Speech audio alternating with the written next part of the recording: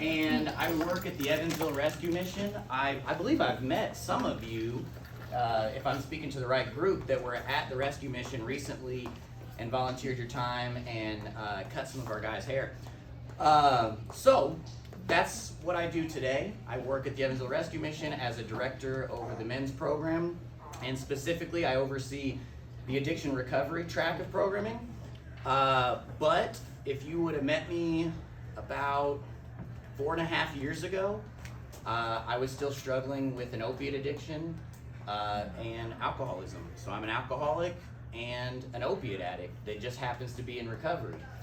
And one of the things I'd like to share is that my sister is a hairstylist. She might have even graduated from this academy. And so I have a lot of respect for the profession that you're working towards, and I also know that nowadays you all are kind of like unofficial therapists or counselors in your own right, that when clients are in your chair, they share a lot of information with you, and they're looking for guidance and they're looking for feedback. And I think it's great what you're doing here, having speakers come in and share their experiences with you and kind of offering to you some insight in order to best know how to respond to somebody who might be struggling and might also be a client of yours. And so basically, I just want to share a little bit of the resources that I'm aware of, and also try to offer a little guidance as far as what I could share with you that you might be able to, might steer you in the right direction in terms of a conversation that you're having with one of your clients. So one thing I'll say is,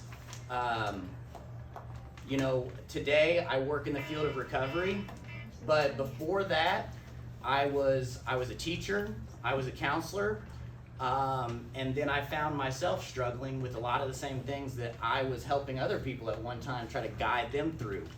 What I've found is that, you know, when you're talking to somebody and you're able to build that rapport, as I'm sure you will with your clients, they will probably tell you some things that they wouldn't even tell, you know, their husband or their wife or their sister, their brother, their mother, their father.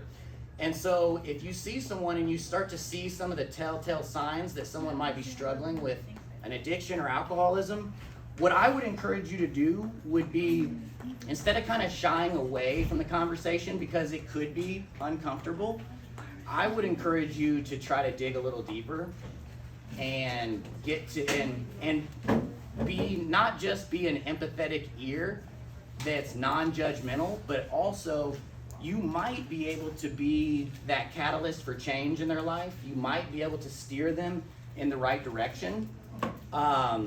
And so what that's going to take on your part is asking questions, not being afraid to ask some of those tough questions, especially if they're divulging information to you where you're getting a lot of red flags. You know, they're talking about their life maybe being a bit unmanageable. They might be talking about their drinking or their drug use. They might not. They might just be alluding to it.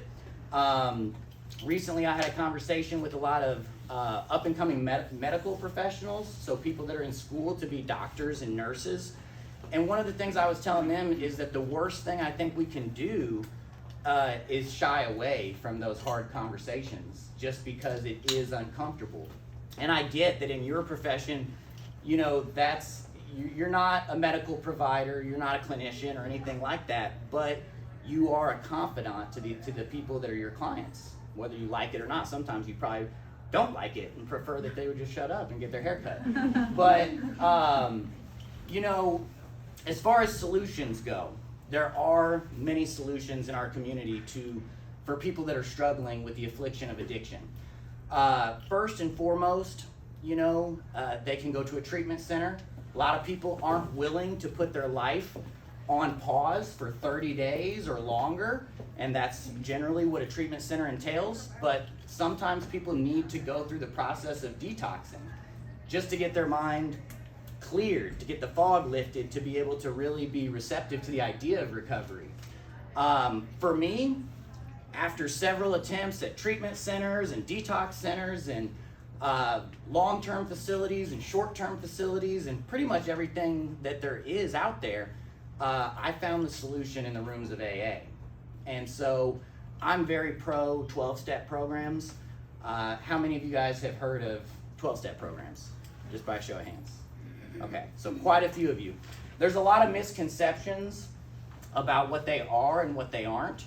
And you know, one of the obvious ones is that someone struggling with like a drug addiction can't find the solution in the rooms of AA just because of the name Alcoholics Anonymous. And I'm here to tell you firsthand, you know, my substance of choice was opiates, heroin, drugs, not alcohol. That was not my first go-to, but absolutely AA has changed my life. I don't think I'd be sober today. I don't think I'd be alive today if it weren't for the program, the meetings, my sponsor, and working through the 12 steps. And so I think it's really good if you just have a little bit of basic knowledge about the availability of these meetings. I brought some information with me that I'm gonna leave with Chelsea, and she could make copies if anybody's interested. But basically what I brought are the 3 main fellowships that could be found in Evansville. So AA, Alcoholics Anonymous, NA, Narcotics Anonymous, and Celebrate Recovery. So those are the 3 largest fellowships that are going to be most present. There's meetings all over town. There's meetings for women, there's meetings for men, there's meetings for teenagers, and actually there's also meetings for family members of alcoholics and addicts as well. And I actually think that's another thing you're going to probably run into is the mother of an alcoholic or an addict, or the sister or the wife or whatever. And I would encourage you to steer them towards Al-Anon meetings. They're great support groups that can offer them the type of guidance that only people who have been through that type of struggle can really fully comprehend and understand.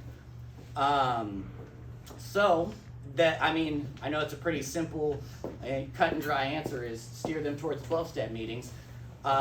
If somebody's really in bad shape and it becomes really obvious as you continue to see them, they're showing up and they're more and more disheveled and life's really becoming unmanageable. Maybe they've gotten arrested, gotten a DUI, gotten a drug possession charge or something of that nature.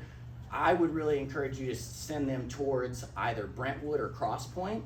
Those are 2 great resources in our city. It's a good place to start. They offer assessments and evaluations. Those are also 2 of the main detox facilities. So I'm kind of just rambling off a little bit of information, but I'm available if anybody has questions in the future. I also left my card as well as an information brochure from where I work. But Brentwood Springs, Deaconess Cross Point, Now Counseling. Funny story about Now Counseling, that's where I met Chelsea. She was working at Now Counseling whenever I very first got sober. And so she impacted my life in that way. So there's several different treatment center options, and you might not be comfortable even suggesting that to your client. I don't know. But what you can do is you can steer them towards someone who is in recovery, and maybe that person could broach that subject. One of the things that 12-step programs offer is the idea of one alcoholic helping another alcoholic, one addict helping another addict. And that's because we can truly relate to what they're going through because we've been through it ourselves.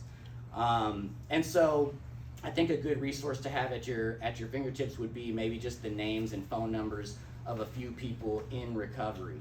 And one strong encouragement is to steer women towards women and men towards men. That's something that we practice within the fellowship. My wife happens to also be in recovery, and so anytime a woman approaches me and is asking for information and resources, I generally steer them towards her. And if a man approaches her, she steers them towards me. And we do that out of respect. Some of these people are married, some of them aren't, but we also do it so that our intentions remain true, right? So that we don't there's no confusion, there's no taking advantage of someone. We're not harming someone instead of helping someone. So, yeah, I mean, I guess that's kind of my spiel in a nutshell. However, I definitely want to open it up for questions that you might have. Does anyone have any questions? Yes. So, my boyfriend's family, his mom and his brother, they both struggle with addiction, and it's open about it, and it's very hard on him. And as his girlfriend, it's hard for me to see him go through that on a day-to-day basis. Sorry, I might cry. Anyways, I don't know what to do to help him through that. And it's hard because he tries to help them, but they refuse to have help. So I just want to know what is something I could do to help him get out of that mental state of there's nothing I can do, and they might be dead one day and I can't help them, kind of thing. I'm sorry that It's okay. you and your boyfriend are going through that. It's what you're describing is extremely common, unfortunately. You know, when someone is struggling with an addiction or alcoholism, it's the family are the innocent victims that are standing by the side and suffering, right? I mean, that's what happens. What I would encourage you to share with your boyfriend would be for him to check out an Al-Anon meeting. That really is probably one of the best resources that he could tap into, because no matter how much he tries to steer them towards treatment or recovery, if they're not willing, what he has to do is find solutions for himself. Yeah. And Al-Anon offers the solutions for the family members or the loved ones of the people that are going through the alcoholism and the addiction. And so there's several, actually within some of the brochures that I'm going to leave with you, there are several Al-Anon meetings listed. Chelsea can probably help point some of those out to you. I brought some copies, but she can make more, and you could go through, or she could probably go through and highlight the Al-Anon meetings, and just having, you know, maybe the two of you together go to an Al-Anon meeting. And I really think that would be a safe space for you to ask those kind of questions and receive guidance. It might be as simple as establishing boundaries and realistic expectations, but you know, that's probably something that he's maybe struggling with right now. Because I've never met his mom, but I've met his brother, and his brother's been in and out of rehab and stuff like that. So it's just been really hard on him. So I just wanted to see if there's any options to help him. There definitely is. And unfortunately, no matter how much we have good intentions and we want to change someone for the right reasons, they have to be willing. Yeah. And so until they're willing, Al-Anon is the best resource that's available. Thank you so much. You're welcome. If it matters, I had to disown my own daughter for 2 years until she, and I took her kids, like until she was ready, you know, He just struggles with it so bad. So. It's hard. It's very hard. And kind of along those lines, my family had the best of intentions for me whenever I was struggling with my addictions. However, my mom and my sister ended up being my greatest enablers. And the best thing that ever happened was the last time that I was arrested, they cut me off. And although I was, you know, mad, sad, hurt, frustrated, whatever at the time, it absolutely was the catalyst for change that I needed.